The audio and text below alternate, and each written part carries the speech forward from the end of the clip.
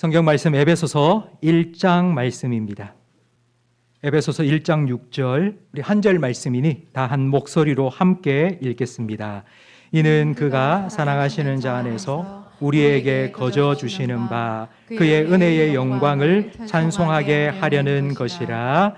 아멘. 초등학교 6학년 과학 시간에 빛의 굴절과 분산에 대해서 배우는 시간이 있습니다.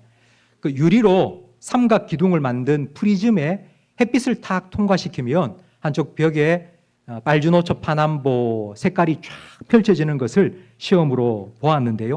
에베소서 1장이 그와 같습니다. 구원을 신학이라는 프리즘으로 통과시키니 선택과 예정과 입양이라는 다양한 측면의 모습들로 나타났습니다. 하나님께서 우리를 구원하셨다 한마디면 충분한데, 그걸 바울은 창세전에 우리를 선택하셨고 자기의 아들들이 되도록 예정하셨고 예수님을 통해서 우리를 정말 양자 삼아 주셨다고 하나하나 자세히 풀어서 설명을 해 주었습니다. 근데 이렇게 자세하게 설명해 준 이유가 무엇인지 오늘 본문에 나오는데, 오늘 본문 6절 말씀을 다시 한번 읽겠습니다. 이는 그가 사랑하시는 자 안에서 우리에게 거저 주시는 바 그의 은혜의 영광을 찬송하게 하려는 것이라. 아멘. 선택, 예정, 입양, 이건 다 하나님의 은혜입니다. 우리가 노력해서 얻은 것도 아니고 우리가 자격이 돼서 받은 것도 아닙니다. 하나님께서 거저 주신 은혜입니다. 이런 은혜를 우리에게 주신 하나님께서 우리에게 바라는 것이 한 가지가 있습니다. 금방 우리가 읽은 6절 말씀처럼 우리가 하나님을 찬송하기를 원하십니다. 이건 구원의 목적이기도 하지만 더 거슬러 올라가면 우리를 창조하신 목적이기도 합니다. 이사야 43장 21절 말씀을 함께 읽겠습니다. 이 백성은 내가 나를 위하여 지었나니 나를 찬송하게 하려 함이라. 아멘. 하나님께서 우리를 지으셨습니다. 왜냐하면 우리가 하나님을 찬송하기를 원하시기 때문입니다. 하나님께서 우리를 자녀 삼으셨습니다. 우리를 구원해 주셨습니다. 왜냐하면 우리가 하나님을 찬송하기를 원하시기 때문입니다. 하나님께서 우리에게 원하시는 것이 우리가 하나님을 찬송하는 것입니다. 제가 딸이 어릴 때에 딸이 친구 집에 갔다 와서는 게임기를 그렇게 사달라고 졸랐습니다. 그래서 큰 마음 먹고 텔레비전에 연결해서 하는 게임기를 하나 사주었거든요. 그걸 딱 들고 가서 선물이다 하고 딱 주니까 딸이 갑자기 손을 탁, 그리고는 아빠 최고 하면서 달려와서는 꼭 껴안으면서 아빠 최고예요. 아빠 사랑해요. 제가 그런 딸아이를 보면서 어떤 마음이 들었을까요? 아깝다라는 생각은 요만큼도 들지 않았고요. 야, 너무너무 기쁘다. 나도 너무 좋다라는 생각을 가졌습니다. 바로 이게 하나님의 마음입니다. 하나님께서 우리에게 은혜를 베푸시고 우리로 하여금 찬양을 받기를 원하신다는 것이 바로 이런 의미입니다. C.S. 루이스는 시편 4색이라는 책에서 찬양은 사람의 본능이라고 했습니다. 앞에 금방 우리가 읽은 이사야 43장 21절 말씀처럼 하나님께서는 우리가 하나님을 찬양하도록 지으셨습니다. 그러니까 이게 우리는 본능이에요. 하나님을 찬양하는 것이 우리의 본능이에요. 그런데 우리가 하나님을 찬양하는 것보다 세상의 다른 것들을 찬양할 때가 참 많이 있습니다. 성도 여러분, 최근에 뭔가 감탄하신 적이 있습니까? 우와! 이렇게 뭔가 보고 감탄하신 적이 있습니까?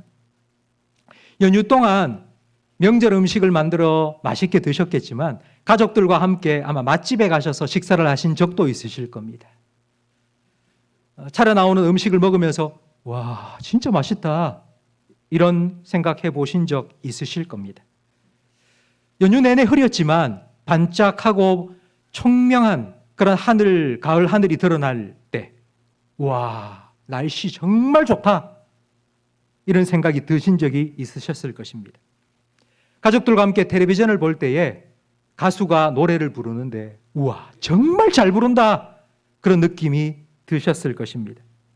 또 연휴 동안 가족과 함께 나들이를 가셨다가 멋진 풍경을 보면서 이야, 좋다, 이런 생각을 아마 해보셨을 것입니다. 그냥 생각만 하고 끝나는 것이 아니라 그걸 입으로, 말로, 행동으로 표현하는 것이 찬송입니다. 맛있는 음식을 먹을 때에 맛있다라는 생각을 도대체 뭐가 들어갔지? 하나하나 조사하고 연구해서 우와 맛있다라고 하는 사람은 없습니다. 가수가 노래를 부르는데 우와 잘 부른다 하기 전에 도대체 저 사람은 발성을 어떻게 하기 때문에 저렇게 노래를 잘하지라고 분석하고 난 후에 우와 하는 사람도 없습니다. 그냥 저절로 우와 탄성이 터져 나옵니다. 왜냐하면 우리는 알고 있습니다. 얼마나 이게 맛있는지, 얼마나 이게 잘 부르는 건지, 얼마나 이게 좋은 것인지 우리는 이미 알고 있기 때문입니다. 가을 야구가 시작되었습니다. 정규 시즌이 끝나고 이제 포스트 시즌이 시작되었는데 대구를 연고로 하고 있는 야구팀이 지금 3, 4위전을 하고 있습니다. 그런데 우리 대구팀이 9회 말까지 지고 있다가 갑자기 어느 한 선수가 9회 말에 홈런을 탁 쳐서 역전을 시켰습니다. 그러면 어떻게 하겠습니까? 박수를 치면서 와 하겠죠? 그런데 그 옆에 있는 사람은 이러고 있습니다. 왜 그럴까요? 상대 팀이든지 아니면 야구의 야자도 모르기 때문입니다. 야구의 야자도 모르는 사람은 야구 경기를 해도 그 나와서 경기하는 선수들이 정말 놀라운 플레이를 펼쳐도 탄성을 지를 수 없습니다. 모르기 때문입니다. 야구 규칙을 알려주고 야구를 어떻게 하면 이기는지 알려주면 그 게임에 승리할 수 있도록 활약한 선수들을 보고 박수를 치고 찬사를 보낼 수 있습니다. 우리가 하나님을 찬송하는 것도 마찬가지입니다. 하나님을 알아야지. 하나님이 어떤 일을 행하셨는지를 우리가 알아야 하나님을 찬송할 수 있습니다. 에베소서 1장은 하나님께서 저와 여러분을 위해서 어떤 일을 행하셨는지를 우리에게 말씀해 줍니다. 하나님은 창세전에 우리를 선택하셨고요. 그의 기쁘신 뜻대로 예정하셨고요. 예수 그리스도를 통해서 우리를 입양해 주셨습니다. 이걸 오늘 본문은 딱 한마디로 은혜라고 말합니다. 오늘 본문 말씀을 다시 한번 화면을 보며 읽겠습니다. 이는 그가 사랑하시는 자 안에서 우리에게 거저 주시는 바 그의 은혜의 영광을 찬송하게 하려는 것이라. 아멘. 은혜는 거저 주시는 것입니다. 값없이 주시는 선물을 은혜라고 합니다. 받는 사람의 입장에서는 아무런 값도 치르지 않고 받았기 때문에 그 은혜를 어떻게 여기느냐면 공짜라고 여길 수 있습니다. 근데 여러분, 하나님께서 우리에게 주시는 그 은혜가 결코 공짜가 아닙니다. 값없이 주셨다는 말은 공짜가 아니라 가격을 매길 수 없을 정도로 귀하고 소중하다는 뜻입니다. 세상에 그 어느 누구도 이 하나님의 은혜를 받아낼 수 있을 만큼 값을 치룰 사람이 없기 때문에 하나님께서는 자신의 아들을 값으로 지불해 주시고 우리에게는 거저 주신 것입니다. 그래서 오늘 본문은 우리에게 은혜의 영광, 영광스러운 은혜, 값싼 은혜, 공짜 은혜가 아니라 은혜의 영광, 영광스러운 은혜라고 말씀하고 있습니다. 이 은혜를 알아야지 우리는 하나님을 찬송할 수 있습니다. 이걸 좀 더 다르게 표현하면요, 이런 겁니다. 은혜를 받은 사람은 그 은혜의 반응으로 하나님을 찬양한다는 것입니다. 이스라엘 백성이 출애굽하고 며칠이 지나지 않아 홍해 앞에 다다랐습니다. 앞에는 홍해가 넘실거리고 뒤에는 애굽 군대가 성남 파도처럼 밀려오고 있습니다. 이스라엘 백성이 살 길은 애굽 군대와 싸워서 이기든지 아니면 홍해 바다를 건너가든지 해야 합니다. 이스라엘 백성이 애굽과 싸워서 이길 능력도 있고 홍해를 건너갈 능력도 있는데 하나님께서 굳이 홍해를 가르시고 건너가라라고 하셨다면 이건 간섭이고 강요입니다. 그런데 400년 동안 애굽에 종살이 했던 이스라엘 백성이 뭐 칼을 제대로 휘두르기나 했겠습니까? 그 많은 이스라엘 백성이 건너갈 배를 만든다고요? 그 광야의 나무는 어디서 구합니까? 꼼짝없이 죽을 수밖에 없는 그 상황에 하나님께서는 홍해를 가르시고 길을 내주시고 이스라엘 백성을 구원해 주셨습니다. 그리고 뒤따라오는 애굽 군대를 그 홍해 속에 잠궈 버리셨습니다. 이스라엘 백성이 그 홍해를 통과해 나와서 이제 육지에 딱 올라와서 제일 먼저 한 일이 무엇인지 아세요? 출애굽기 15장 1절 말씀을 우리 화면을 보며 함께 읽겠습니다. 이때에 모세와 이스라엘 자손이 이 노래로 여호와께 노래하니 일러스되 내가 여호와를 찬송하리니 그는 높고 영화로우시며 말과 그 탄자를 바다에 던지셨음이로다. 여호와는 나의 힘이요 노래시며 나의 구원이시로다. 그는 나의 하나님이시니 내가 그를 찬송할 것이요 내 아버지의 하나님이시니 내가 그를 높이리로다. 아멘. 이스라엘 백성이 홍해를 딱 건너 나오자마자 저절로 하나님을 찬송하기 시작했습니다. 저절로. 누가 시킨 게 아닙니다. 하나님을 찬양해야 된다 말하지 않았습니다. 나오자마자 저절로 하나님을 찬양한 것입니다. 왜일까요? 절체절명 죽을 수밖에 없는 상황 속에서 하나님께서 그들을 건져주셨기 때문입니다. 그래서 이스라엘 백성이 나오자마자 와, 하나님 최고!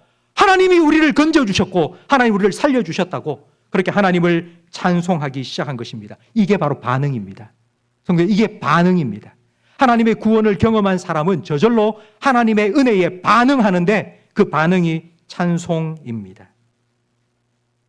찬양은 하나님 은혜에 대한 자연스러운 반응입니다. 하나님께서 이런 찬송을 저와 여러분에게서부터 받으시기 위해서 우리를 구원해 주셨습니다. 예수님께서는 하나님께서 우리를 창세전에 선택하시고 자기 아들이 되도록 예정하시고 예수 그리스도를 통해서 아들로 입양시켜 주셨다는 것을 딱 한마디로 이렇게 표현하셨죠. 거듭난다. 요한복음 3장 3절 말씀을 화면을 보며 함께 읽겠습니다. 예수께서 대답하여 이르시되 진실로 진실로 내게 이르노니 사람이 거듭나지 아니하면 하나님의 나라를 볼 수 없느니라. 거듭난다는 말은 두 번째 태어났다는 뜻입니다. 첫 번째는 이미 태어났습니다. 저와 여러분은 아버지 어머니 아래에서 태어났습니다. 한 번 태어난 거고요. 이제 두 번 태어나는 건 어떻게 태어난 거죠? 바로 하나님의 아들, 딸로 다시 태어난 것입니다. 이 땅에 태어난 사람 중에 자기의 의지나 자기의 의사로 태어난 사람은 없습니다. 태어나 보니 이 가정에 이 부모님 밑에서 태어난 것입니다. 마찬가지로 하나님께서는 저와 여러분을 자기의 아들, 딸로 입양해 주시고 하나님의 아들, 딸로 다시 태어나게 해 주신 것입니다. 바로 이것이 은혜입니다. 지난 주일날 하나님의 자녀로 입양된 우리에게는 놀라운 권리를 하나님께서 주셨다고 말씀드렸는데 아버지의 것이 내 것이 되는 아버지 것이 아들에게로 그대로 상속되는 상속권을 주셨습니다. 우리는 예수님처럼 하나님의 친아들이 아닙니다. 하지만 하나님께서는 친아들과 같은 예수님과 같은 아들과 딸의 권리를 저와 여러분에게 허락해 주신 것입니다. 하나님께서 저와 여러분을 자기의 친아들과 친딸처럼 여기어 주신다는 것을 믿는 사람은 정말 놀라운 축복을 받은 것인데요. 그 축복이 무엇인지 로마서 8장 32절 말씀을 함께 읽겠습니다. 자기 아들을 아끼지 아니하시고 우리 모든 사람을 위하여 내주신 이가 어찌 그 아들과 함께 모든 것을 우리에게 주시지 아니하겠느냐. 아니, 아들까지 주셨는데 자기 아들, 친아들까지 주시고 우리를, 여러분을 자기의 아들, 딸로 양자로 삼아주셨는데 아들까지 내어주신 하나님께서 왜 우리가 하나님 이것 좀 해주세요, 저것 좀 해주세요 기도하는 것 왜 주시지 않겠느냐고 우리에게 질문을 하고 있는 것입니다. 성도 여러분, 하나님께서 우리에게 주신 자녀의 권세가 바로 이런 것입니다. 하나님이 우리 아버지가 되시기 때문에 그래서 우리가 하나님께 구한 모든 것을 하나님께서는 들어주시겠다고 약속해 주신 것입니다. 이런 은혜를, 영광스러운 은혜를 하나님께서는 우리에게 허락해 주셨습니다. 이런 은혜를 우리에게 주신 목적이 딱 한 가지라고요. 그게 우리가 하나님을 어떻게 하도록? 찬송하라고. 하나님께서 우리에게 원하시는 건 한 가지입니다. 우리가 하나님을 찬송하는 것입니다. 다르게 말하면 우리가 하나님을 예배하는 것입니다. 성경 속에 수많은 인물들 중에 찬양을 가장 잘한 사람, 찬송을 가장 잘하는 사람 한 사람을 꼽으라면 여러분 누구를 뽑겠습니까? 예, 다 아시네요. 다윗. 시편 150편, 150장의 찬송가 중에 다윗이 쓴 시편이 73편이나 됩니다. 그러니까 시편 150편의 절반 정도를 다윗이 직접 만든 것입니다. 그리고 다윗은 자기를 소개하면서 자기의 인생을 회고하면서 자기의 마지막에 자기를 이렇게 소개하고 있는데요. 사무엘하 23장 1절 말씀을 함께 읽겠습니다. 이는 다윗의 마지막 말이라. 이새의 아들 다윗이 말하며 높이 세워진 자, 야곱의 하나님께로부터 기름 부음을 받은 자, 이스라엘의 노래 잘하는 자가 말하노라. 다윗은 자기를 세 가지로 소개하죠. 높이 세워진 자, 목동이었는데 왕이 되었으니까요. 하나님께서 나를 높이 세워주셨다고요. 그리고 또 하나는 그렇게 되도록 하나님께서 나에게 기름 부어주셨다고요. 그리고 마지막 세 번째가 이스라엘의 노래를 잘하는 자라고 자기를 소개해주고 있습니다.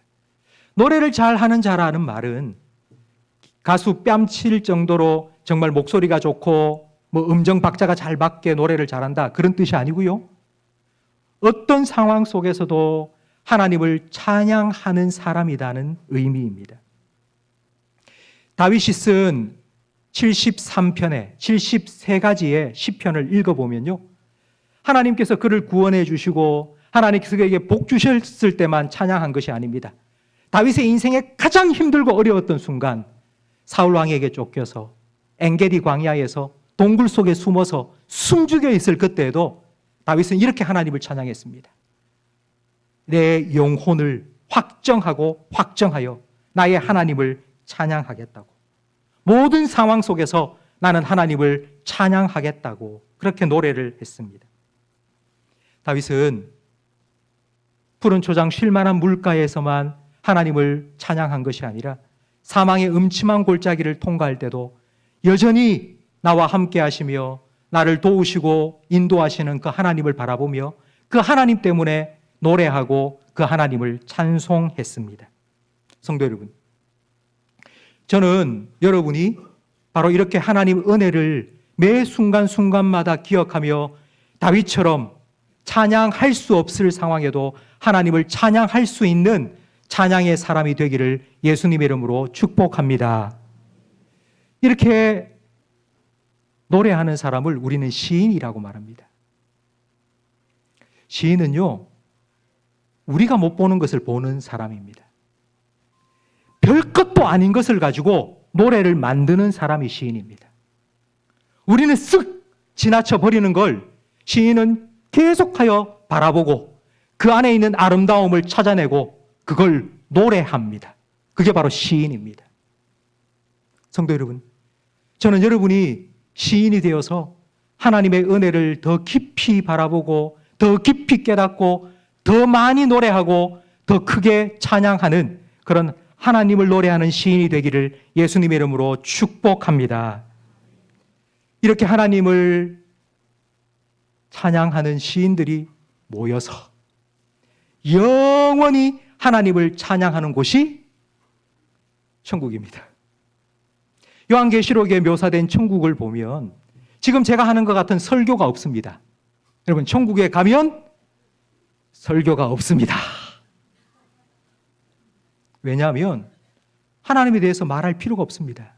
우리가 직접 하나님을 대면하여 보고 예수님을 만날 것이기 때문입니다. 천국에 가면 기도도 필요 없습니다. 기도할 필요가 없겠죠. 예수님 직접 만나서 이야기하면 되니까요. 그런데 천국 가면 유일하게 남아있는 한 가지가 있습니다. 우리가 이 땅에서 예배드리면서 하는 딱 한 가지가 남아있는데 그것이 바로 찬양입니다.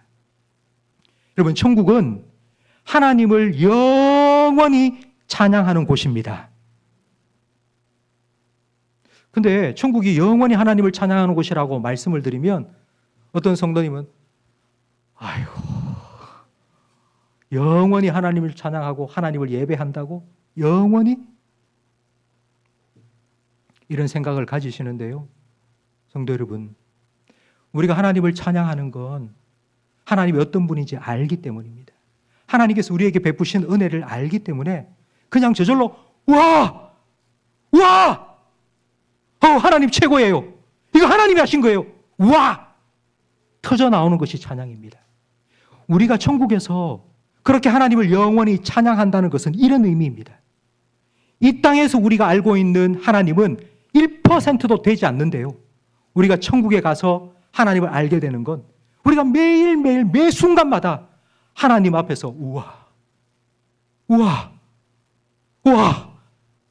하나님, 하나님, 이런 고백이, 이런 탄성이, 이런 찬사가, 이런 기쁨이 저절로 우리 마음속에서 막 터져 나오는 것, 바로 그것이 천국이라는 의미입니다. 성도 여러분, 저는 우리 교회가 천국을 맛보는 곳이 되기를 간절히 바랍니다. 우리 성도들이 함께 모여서 하나님을 찬양하고 예배하는 이 예배의 시간이 정말 하나님 때문에 그 하나님의 은혜에 감사하며 감격하며 기뻐하고 노래하며 찬양하는 그런 예배가 되어서 천국을 맛볼 수 있는 그런 우리 교회가 되기를 간절히 바랍니다. 그래서 우리가 예배를 드리면 드릴수록, 우리가 하나님을 알아가면 알아갈수록, 하나님을 찬양하면 찬양할수록 천국에 대한 소망과 기대가 점점 더 커져서 하나님을 가까이 하는 것이 내게 복이라는 그런 다윗의 고백처럼 우리가 하나님을 함께하는, 하나님과 동행하는 그런 기쁨을 날마다 누리고 찬양하며 살아가는 우리 교회, 우리 모든 성도들이 될 수 있기를 예수님의 이름으로 축복합니다.